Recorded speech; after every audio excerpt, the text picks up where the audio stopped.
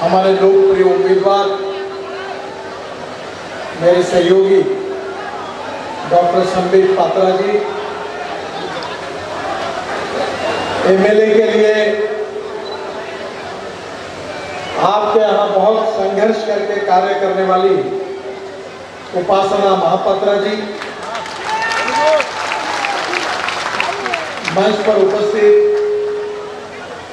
सभी प्रमुख नेतागण और उपस्थित सभी भाई और बहनों, आपण मानतु नमस्कार, धन्यवाद। मैं आपको बहुत बहुत शुभकामनाएं देता हूँ, शुभेच्छाएं देता हूँ। आज मुझे मेरा भाग्य कि आज मुझे जगन्नाथ जी का दर्शन करने का अवसर प्राप्त हुआ। और जब मैंने दर्शन किया तब भगवान जगन्नाथ जी के सामने मैंने प्रार्थना की कि हे भगवान, हमारे देश को गरीबी, भूखमरी और बेरोजगारी से मुक्त करो। हे भगवान, हमारे देश को सुखी, समृद्ध, संपन्न बनाओ। भगवान, हमारे देश को विश्व गुरु बनाओ। हमारे देश को दुनिया की तीसरी आर्थिक महाशक्ति बनाओ। और उसी के लिए ये कार्य करने के लिए मोदी जी को और हम सब को आप आशीर्वाद को ताकत दें। बहनों और भाइयों, 2014 में आदरणीय नरेंद्र मोदी जी देश के प्रधानमंत्री बने और मुझे उस समय रोड ट्रांसपोर्ट विभाग का मंत्री बनने का सौभाग्य मिला। रोड के साथ साथ मेरे पास शिपिंग और पोर्ट भी थे और उसके साथ बाद में एमएसएमई भी आया था और अविरल निर्मल करने के लिए गंगा की जिम्मेदारी भी मेरे ऊपर आई थी। मुझे बहुत खुशी है कि पारादीप पोर्ट में इस पोर्ट को वर्ल्ड स्टैंडर्ड का बनाने के लिए मैंने करीब 4.5 से 5 लाख करोड़ रुपए के अनेक कार्यों को मंजूरी दी और वो कार्य पूरे हुए। इतना ही नहीं, तो ये जो समुद्र किनारा है ये आपकी सबसे बड़ी ताकत है। मैं जब शिपिंग मंत्री था तो कोचीन में हमारा रिसर्च इंस्टीट्यूट है शिपिंग मिनिस्ट्री का, उन्होंने एक ट्रॉलर का संशोधन किया जिसकी कीमत केवल 1.25 करोड़ रुपए है। हमारे जो फिशरमैन है वो केवल समुद्र में 10 नॉटिकल मील जा सकते हैं। हमने ऐसा ट्रॉलर तैयार किया जो समुद्र में 100 नॉटिकल मील जा सकता है। और इतना ही नहीं, वो ट्रॉलर बनाकर जो हमारे तमिलनाडु के फिशरमैन थे, कभी कभी श्रीलंका के एरिया में घुस जाते थे, उनको हमने ये ट्रॉलर भी दिए और इसके लिए एक स्कीम भी बनाई। जैसे फॉर्मल प्रोड्यूस कंपनी होती है, वैसे फिश प्रोड्यूस कंपनी तैयार करके हमारे 10-10 मच्छीमार फिशरमैन इकट्ठा हो और फॉर्मल प्रोड्यूस कंपनी जैसे फिश प्रोड्यूस कंपनी तैयार करे और उनको ये उपलब्ध करने की योजना भी हमने तैयार की। और ये योजना अभी ओडिशा में नहीं आई, ऐसा मुझे संदीप बता रहे थे।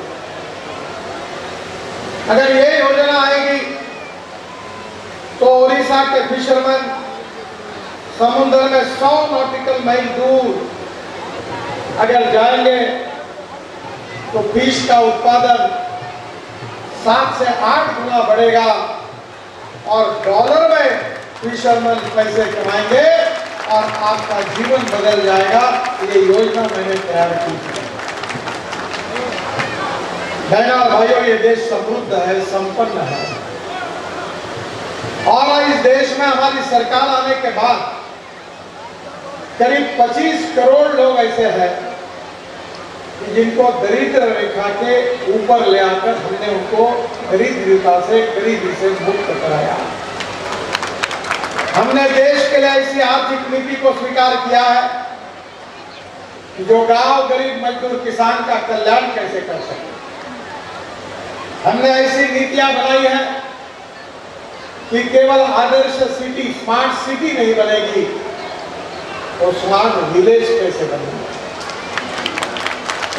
मैं किसान हूं, मेरे क्षेत्र में मैं 3 चीनी मिलें चलाता हूं और 2004 से मैं कहता था कि इस देश का किसान केवल अन्नदाता नहीं होगा, इस देश का किसान अन्नदाता के साथ ऊर्जादाता होगा। केवल ऊर्जादाता नहीं तो अभी जो राइस आप तैयार करते हैं, चावल, उससे हमने बायो इथेनॉल बनाया है, पेट्रोल का अल्टरनेटिव है। संदीप पात्रा जी ने देखा है, मेरे घर पर इनोवा गाड़ी है टोयोटा कंपनी की और वो 100% किसानों ने तैयार की हुई इथेनॉल पे चलती है। हमारे देश में 16 लाख करोड़ रुपए हम खर्चा करते हैं, जो पेट्रोल डीजल आयात करने के लिए हमारा पैसा बेकार जाता है। हमारी सरकार चाहती है ये पैसा किसानों के जेब में जाए। बाम्बू से इथेनॉल बनना आसाम में नुमालीगढ़ में शुरू हुआ। अब राइस से, मक्के से, चावल से, मक्के से इथेनॉल बनना देश में 100 फैक्ट्री की शुरुआत हो गई है। शुगर केन जूस, मोलाइसिस से इथेनॉल बनता है। और आपको बताते हुए खुशी हो रही है कि हमारे दिल्ली में जिसको पगली कहते हैं, राइस क्रॉप, आप क्या कहते हैं उसको? भाई लो नोड़ा। आपको आश्चर्य होगा कि नोड़ा से बायो सीएनजी, बायो एलएनजी बनाना शुरुआत हुआ है। पंजाब, हरियाणा और वेस्टर्न यूपी में 300 फैक्ट्री शुरू हो गई, 36 का प्रोडक्शन शुरू हो गया और मैंने अपने खुद का ट्रैक्टर बायो सीएनजी पर चालू किया। इस देश के गांव, गरीब मजदूर, किसान, फिशरमैन, इनका कल्याण कैसे हो, ये देश सुखी, समृद्ध और संपन्न कैसे हो, ये हमारी कोशिश है। मेरी संबित जी को और उपासनी जी को प्रार्थना है कि अब मैं हाइड्रोजन के गाड़ी में घूमता हूँ। यहाँ पानी पानी है और मेरी जो गाड़ी है उसका नाम है, वो जो जापान में मिराई करके एक शब्द है, मिराई। मिराई का हिंदी अर्थ होता है भविष्य, फ्यूचर। हमारा भविष्य है हाइड्रोजन। हमारी ट्रक, हमारी बसें, हमारी रेलवे, हमारे हवाई जहाज आने वाले समय हाइड्रोजन पर चलने वाले हैं और मेरे पास हाइड्रोजन पर चलने वाली गाड़ी दिल्ली में है, तो मर्सिडीज से भी अच्छी है, ना धुआं छोड़ती है, ना प्रदूषण करती है। अब हमारे गांव में हमारे किसान, हमारे गांव के जवान लड़के इथेनॉल तैयार करेंगे, बायो सीएनजी, बायो एलएनजी तैयार करेंगे और पानी से ग्रीन हाइड्रोजन तैयार करेंगे और हमारा देश ऊर्जा को आयात करने वाला नहीं तो ऊर्जा को निर्यात करने वाला देश बनेगा। आपको लगेगा कि नेताजी सपना दिखा रहे हैं। मैं सपना दिखाने वाला नेता नहीं हूं। मैं जो बोलता हूं वो डंके की चोट पर करके दिखाता हूं। मैं 10 साल से मंत्री हूं, 50 लाख करोड़ रुपए के काम कर चुका हूं। ये कोई मीडिया वाला मुझे सवाल नहीं पूछ सकता कि जो घोषणा मैंने की वो काम नहीं हुआ, ऐसा एक भी नहीं। जो कहेंगे वही करेंगे, जो करेंगे वही बोलेंगे। यही भारतीय जनता पार्टी का सिद्धांत। और इसलिए बहनों और भाइयों, मैं कुछ नए प्रोजेक्ट्स भी ओडिशा के लिए ऑलरेडी मंजूर मैंने किए हैं, पर पिछले बार मैं आ नहीं पाया और इसलिए मैं आज उसकी घोषणा आपके सामने कर रहा हूं। ओडिशा की ताकत अगर कोई है तो ओडिशा के पोर्ट में है। मैं पोर्ट कनेक्टिविटी के लिए हमारे विभाग ने विशेष प्रोग्राम तैयार किया है। रतनपुर से दीघा 6 लेन रोड 8,000 करोड़ रुपए का 171 किलोमीटर धामरा पोर्ट की कनेक्टिविटी से अच्छी होगी। डीपीआर बन गया है और चुनाव के बाद इसके कार्य का शुभारंभ होगा। रामेश्वर, पुरी, कोणार्क, पारादीप से रतनपुर 4 लेन, यह 8,500 करोड़ का 177 किलोमीटर लॉन्ग, जिससे पारादीप और धामरा पोर्ट की कनेक्टिविटी अच्छी होगी। इसका भी डीपीआर पूरा हुआ है और अक्टूबर में इसका भी काम शुरू होगा। जम्मू झड़ी से धामरा पोर्ट 4 लेन ग्रीनफील्ड नया रोड बना रहे, 2000 करोड़ की लागत से 65 किलोमीटर, इसका डीपीआर पूरा हुआ है। चुनाव के बाद इसका भी टेंडर निकलेगा। कटक से पारादीप पोर्ट 4 लेन 2370 करोड़ की लागत से डीपीआर बन गया है। यह 87 किलोमीटर का काम भी चुनाव के बाद चालू होगा। मैंने आपको बताया था कि धामरा पोर्ट हो, पारादीप पोर्ट हो, पारादीप पोर्ट का तो मैं मंत्री था, पेट्रोल रिफाइनरी हो, बड़े बड़े इतना विकास हुआ है कि ओडिशा के लाखों युवाओं को रोजगार मिला। बहनों और भाइयों, मैं पारादीप पोर्ट के लिए मैंने 3100 करोड़ की 2 रेल की योजनाओं को भी स्वीकृत किया था। कलिंग नगर और खनन क्षेत्रों के बीच पारादीप तक इसके कारण दूरी कम होगी। 200 करोड़ की लागत से पारादीप में हवाई अड्डे का भी हमने निर्माण करने का निर्णय किया। ओडिशा में मैं 3 लाख करोड़ रुपए रोड के डेवलपमेंट के लिए ओडिशा में खर्चा कर रहा हूं और मेरा विश्वास है कि इससे ओडिशा की बहुत प्रगति होगी। मैं विशेष रूप से, मुझे पता है कि आप लोगों की मेरे से क्या क्या अपेक्षा है और मैं तैयारी करके आया हूं और आखिरी में उस पर बात करूंगा। और उसके पहले मैं आपको बताना चाहता हूं कि रायपुर से विशाखापट्टनम तक मैं 6 लेन इकोनॉमिक कॉरिडोर बना रहा हूं, जिसकी लागत 25,000 करोड़ रुपए है। 465 किलोमीटर की उसकी लेंथ है। 240 किलोमीटर ओडिशा में 68% काम पूरा हुआ है और दिसंबर तक इस हाईवे का काम पूरा होगा और जिससे ये करीब 7 घंटे का समय बचेगा। ये विश्वास मैं आपको देना चाहता हूं। मुंबई से कलकत्ता 4 लेन इकोनॉमिक कॉरिडोर जो 25,000 करोड़ का है, 1760 किलोमीटर। ओडिशा में 450 किलोमीटर ओडिशा में आता है। 400 किलोमीटर का 4 लेन का काम पूरा हुआ है। 50 किलोमीटर का काम केवल वाइल्ड लाइफ के कारण अभी अटका गया है। जल्दी ही उसका डीपीआर तैयार करके उसको भी हम पूरा करेंगे। रांची से संबलपुर 4 लेन का इकोनॉमिक कॉरिडोर हम बना रहे हैं, जिसकी कीमत 6,300 करोड़ रुपए है। 280 किलोमीटर, जिसका भी डीपीआर पूरा हुआ है और चुनाव के बाद उसके भी कार्य का शुभारंभ होगा। ये विश्वास मैं आपको देना चाहता हूं। बहनों और भाइयों, भुवनेश्वर ओडिशा की राजधानी है और भुवनेश्वर के रिंग रोड के लिए 111 kilometre 6 lane greenfield ring road, जिसकी लागत 6,500 करोड़ रुपए है।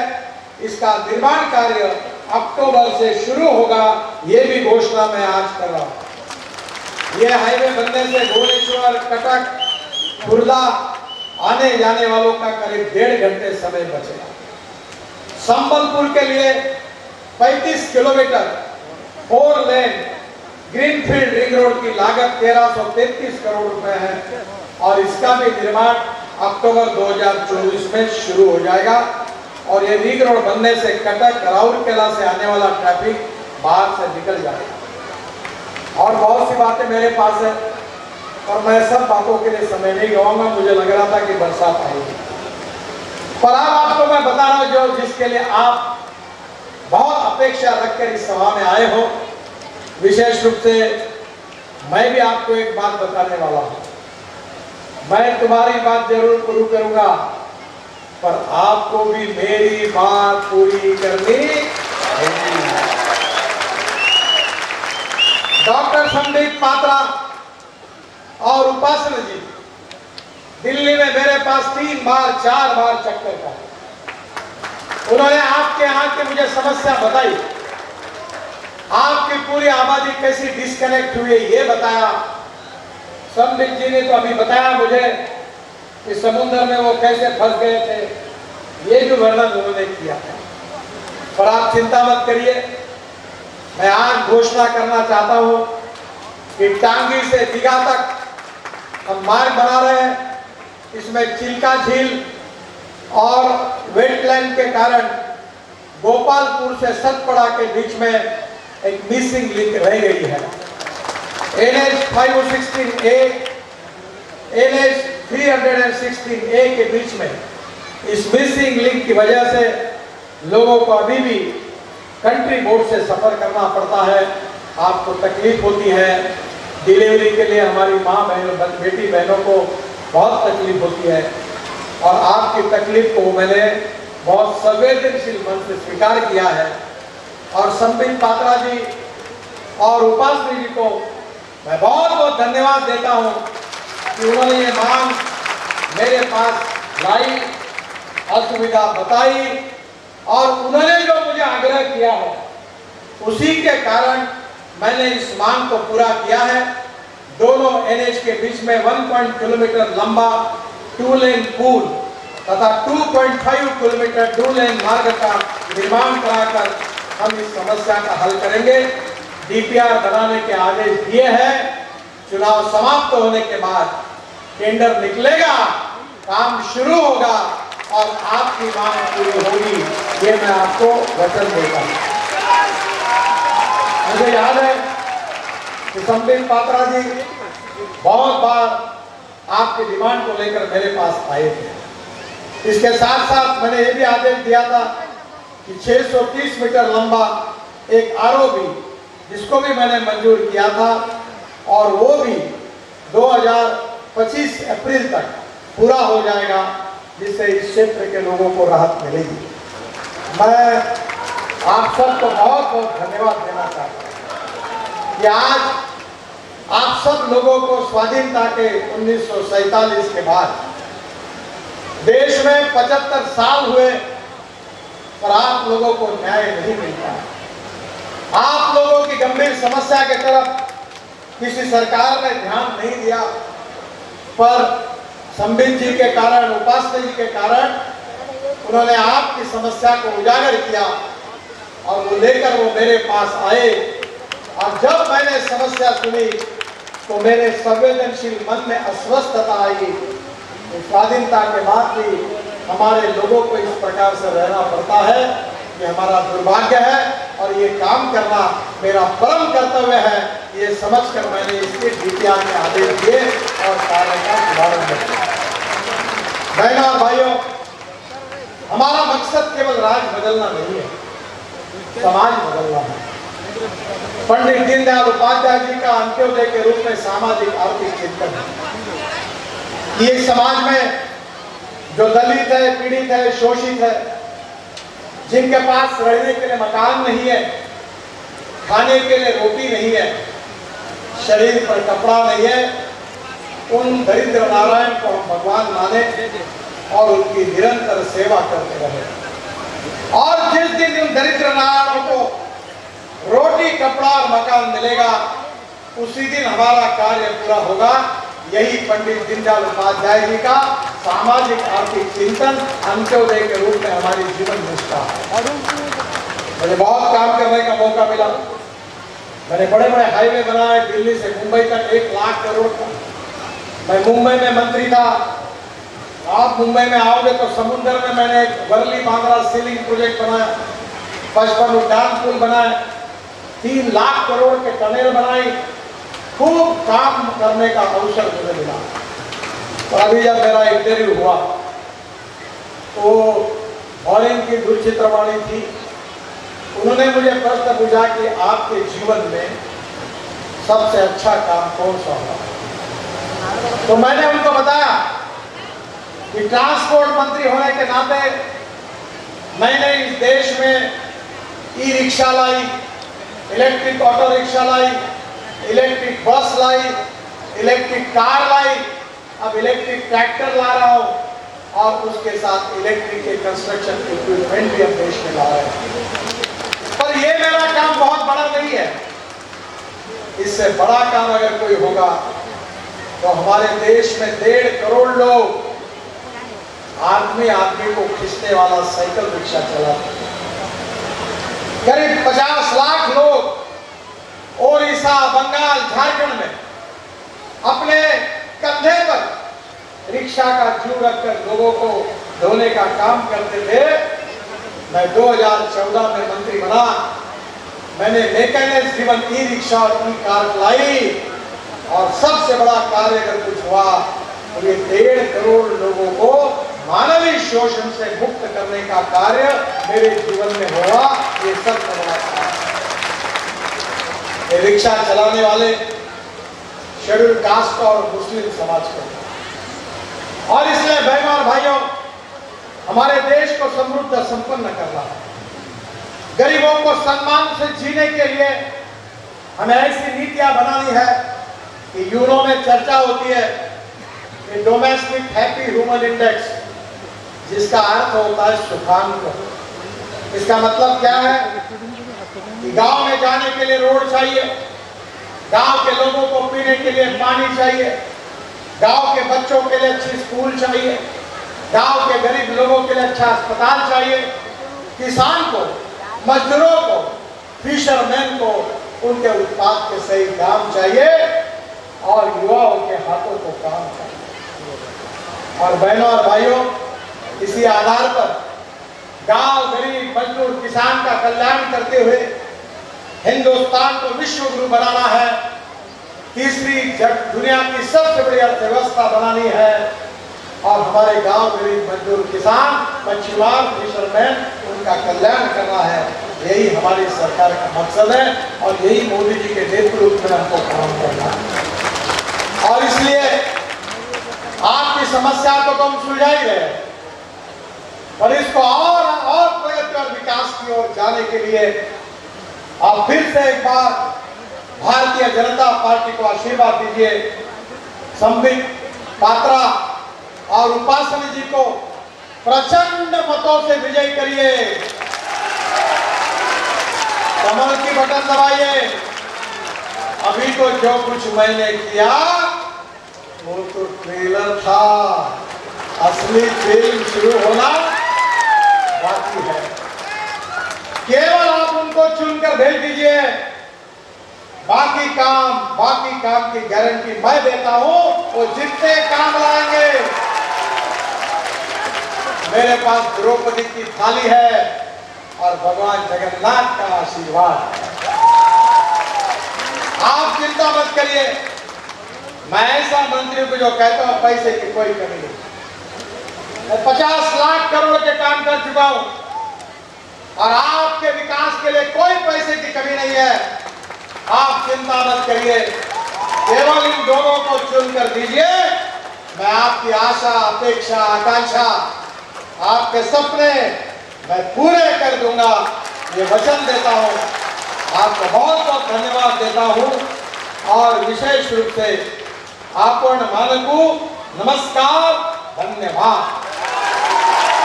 मेरे साथ जोर से कहिए, भारत माता की, भारत माता की, भारत माता की। जय जगन्नाथ, जय जगन्नाथ, जय जगन्नाथ, जय श्री राम, जय श्री राम, जय श्री राम। धन्यवाद, नमस्कार। बहुत बहुत सादर धन्यवाद माननीय केंद्र मंत्री जी।